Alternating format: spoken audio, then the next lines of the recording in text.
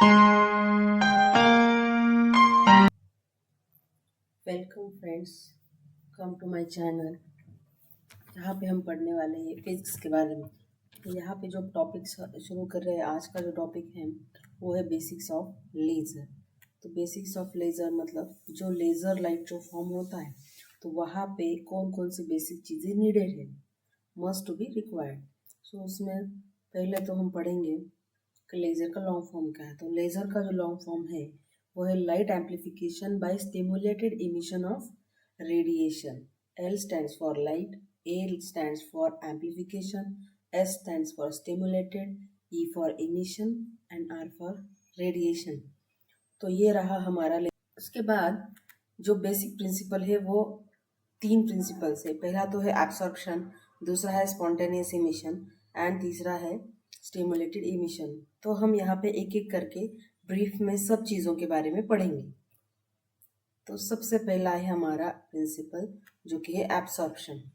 Normally हम लोगों को एब्सॉर्प्शन के बारे में पता होता है, जो कि एब्सॉर्प्शन सिर्फ लाइट का नहीं होता है। In surrounding also lot of examples जहाँ पे हम एब्सॉर्प्शन के बारे में पढ़ते हैं।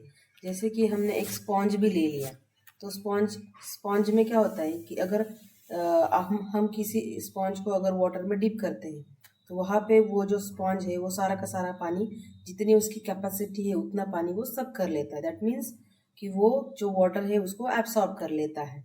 तो यहाँ पे भी हम उसी तरीके से पढ़ने वाले हैं, थोड़ा सा अलग है। इसमें क्या है कि जो लेज़र लाइट है वो एटम्स और मॉलिक्यूल से बनता है। जैसे कि अगर रूबी लेज़र लिया तो उसमें जो मटेरियल यूज़ किया जाता है वो है एल्यूमिनियम ऑक्साइड एंड क्रोमियम। तो उसी तरीके से हम यहाँ पे एटम से एक सिंगल नॉलेज के लिए पढ़ेंगे। तो यहाँ से अगर हमने एक एटम ले लिया जो कि ग्राउंड स्टेट पे है, तो उसकी जो एनर्जी लेवल है, हम यहाँ पे एनर्जी लेवल के साथ बात करेंगे। तो देखो E0 हमारा एनर्जी लेवल है जो कि ग्राउंड स्टेट लेवल है, एंड E1 जो है वो है हमारा एक्साइटेड स्टेट। तो नॉर्मली नेचर का क्या है कि वो नॉर्मली स्टेबल पोजीशन में रहना चाहता है। तो नॉर्मली जो एटम होता है तो वो ग्राउंड स्टेट पे ज़्यादा एग्जिस्ट करता है, ठीक है। तो यहाँ पे ये जो एनर्जी है वो ग्राउंड स्टेट एनर्जी है, और उसका एटम जो है वो ग्राउंड स्टेट में है। तो यहाँ पे क्या करेंगे, अगर कोई लाइट यहाँ पे इंसिडेंट हो रहा है, जैसे कि ये देखो यहाँ पे ये जो फोटोन है, photon will B incident on this ground state atom. तो वो ग्राउंड स्टेट एटम क्या करेगा, जो एनर्जी जो इस फोटोन से मिल रही है उसको एब्सॉर्ब करेगा and going into the excited state. यहाँ पे जो दिखाया गया है वो, ठीक है। मतलब क्या हुआ कि जो फोटोन इंसिडेंट हुआ, उस फोटोन इंसिडेंट हुआ जो कि ग्राउंड स्टेट के एटम पे, तो वो एटम ने सारा का सारा एनर्जी एब्सॉर्ब कर लिया और एक्साइटेड स्टेट में चला गया। तो उसको क्या बोलेंगे हम, एब्सॉर्प्शन, ठीक है। तो उसमें एक चीज याद रखने के लिए, और that is must be important because here energy levels are quantized, that means having a fix energy values.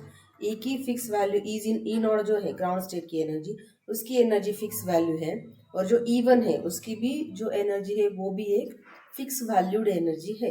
तो कितनी एनर्जी इस ग्राउंड स्टेट के एटम को लगेगी कि जो कि वो एब्सॉर्ब करके एक्साइटेड स्टेट में चला जाएगा। तो उसके लिए क्या है, एक फॉर्मूला है, H nu is equal to E1 minus E naught. H nu is the energy of photon and how much photon energy is required. तो कितनी एनर्जी इस एटम को लगेगी एक्साइटेड स्टेट में जाने के लिए, तो वो कितनी लगेगी, E1 माइनस ई नॉट।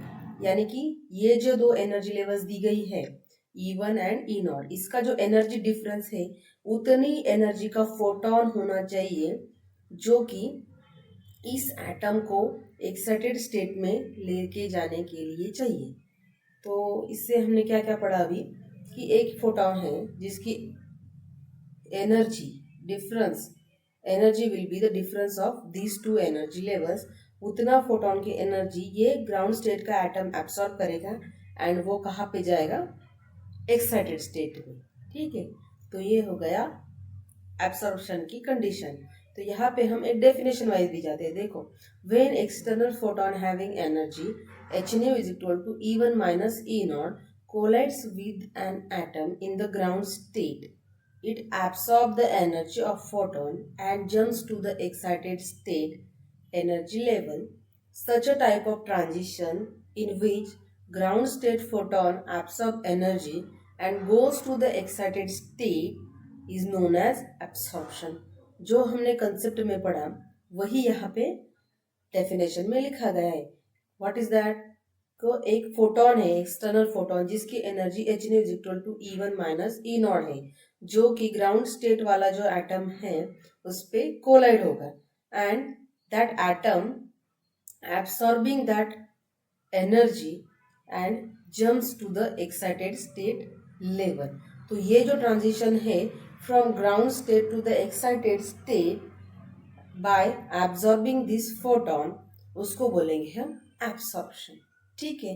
और ये जो बाकी चीजें हैं जो कि ऑलरेडी एक्सप्लेन है कि ई नॉट क्या है, हमारा lower level energy level, E1 is the higher energy level और excited state.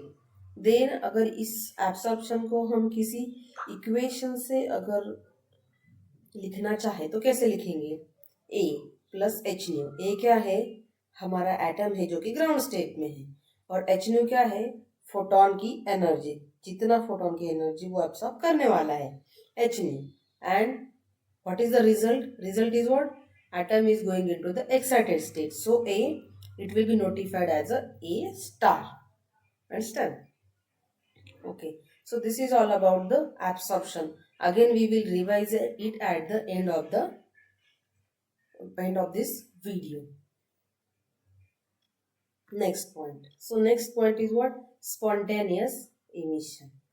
Already we will study the absorption. So in that absorption, what is happening? Whatever the energy it is absorbed by the ground state atom, it will be going into that atom will be going into the excited state.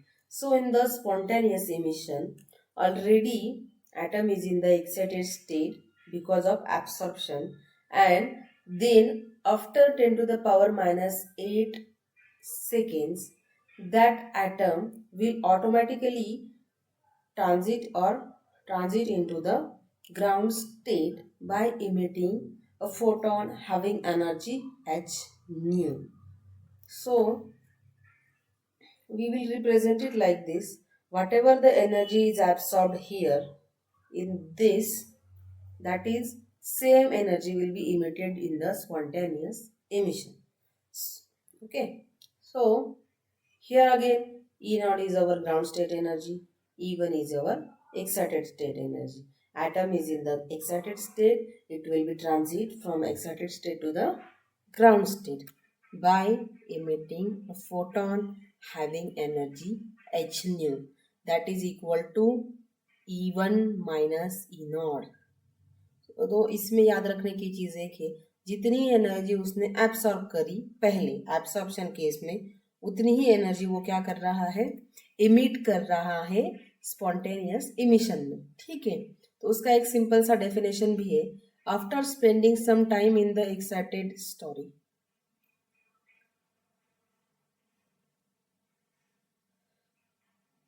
after spending some time in the excited state, an atom returns to its ground state on its own.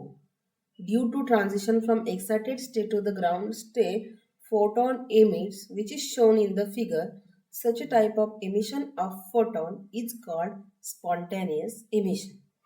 Very much simple. What is that? Whatever the atom in the excited state, it will be transit from excited state to the ground state, like here, excited state to the ground state by emitting a photon which is having energy h nu. Okay, so such a type of emission of photon is called as spontaneous emission. यहाँ पे हम इस spontaneous emission को भी किसी एक equation से हम लिख सकते हैं. एटम है हमारा स्टार्टिंग में, ये हमारा स्टार्टिंग का एटम है, तो कहाँ पे है वो? एक्साइटेड स्टेट में. पिछले इक्वेशन में भी हमने क्या किया था कि उसको एक्साइटेड स्टेट को ए स्टार लिखा था. तो यहाँ पे भी सेम, एक्साइटेड स्टेट का इलेक्ट्रॉन है तो उसको हमने ए स्टार रिप्रेजेंट कर दिया. और हमारा आउटपुट क्या है?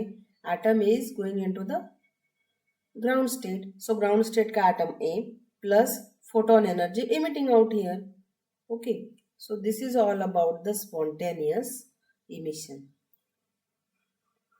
Okay, so whatever the light is coming out from the bulb or any energy source, na, that is the example of spontaneous emission, where the electron or atom is transit from excited state to the ground state by emitting a photon within a 10 to the power minus 8 second or by its own, means without any external energy provided to that atom, that is automatically transit from excited state to the ground state. Okay, so this is all about the spontaneous emission. The next point, which is little bit similar to this spontaneous emission, but only one thing has to be changed here. We will see. So the stimulated emission. Here the definition of stimulated emission. Stimulated emission can be defined as the process in which photon emitted due to the forceful transition of an atom from excited state to the ground state. तो यहाँ पे क्या है, already हमने stimulated emission पढ़ा है, वही वैसा ही सिचुएशन स्टिमुलेटेड इमिशन में भी है. एक ग्राउंड स्टेट एनर्जी है, एक एक्साइटेड स्टेट एनर्जी है. तो यहाँ पे हम मान के चलते हैं कि जो एटम है वो एक्साइटेड स्टेट में है, जैसे कि स्पॉन्टेनियस में भी था. तो इस इलेक्ट्रॉन को इस एटम को ग्राउंड स्टेट में जाना है, तो उसके लिए क्या होगा कि external one photon will be incidenting on this atom.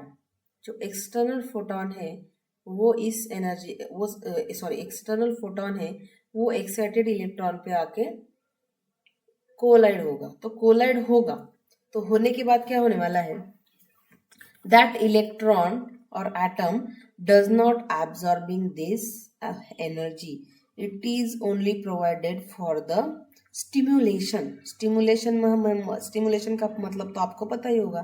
Stimulation क्या होता है, किसी प्रोवोक करने के लिए यूज करते हैं हम. तो ये यहाँ पे ये जो फोटोन यूज किया गया है, तो ये फोटोन भी क्या कर रहा है, उसको सिर्फ प्रोवोक कर रहा है कि वो एक्साइटेड स्टेट से ग्राउंड स्टेट में चला जाए. तो देखो यहाँ पे क्या हो रहा है कि वो जो एक्साइटेड स्टेट में इलेक्ट्रॉन था और एटम था, वो क्या कर रहा है, एक्साइटेड स्टेट से ग्राउंड स्टेट में जा रहा है. किसकी वजह से, इस फोटोन की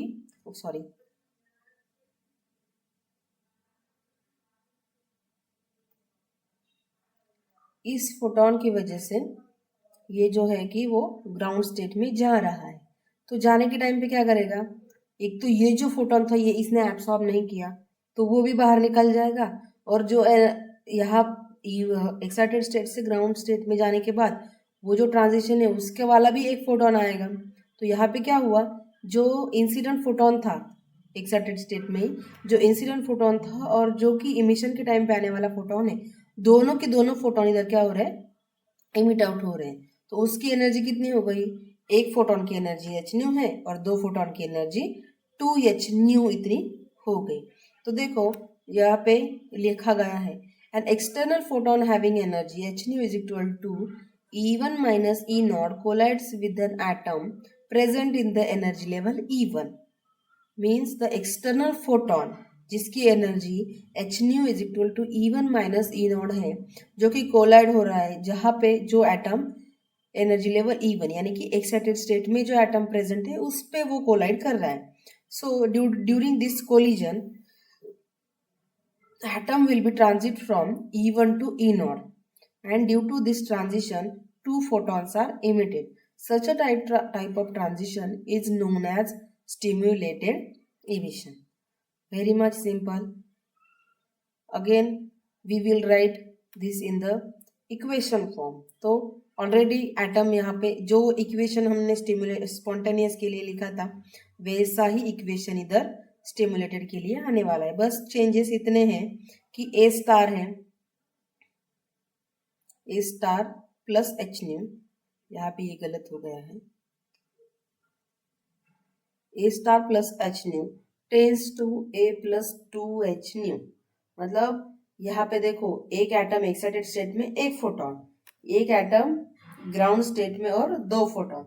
तो इधर हमने उसको उस तरीके से लिख लिया, that will be represented as a equation. ठीक है, तो ये हो गया हमारा स्टिमुलेट।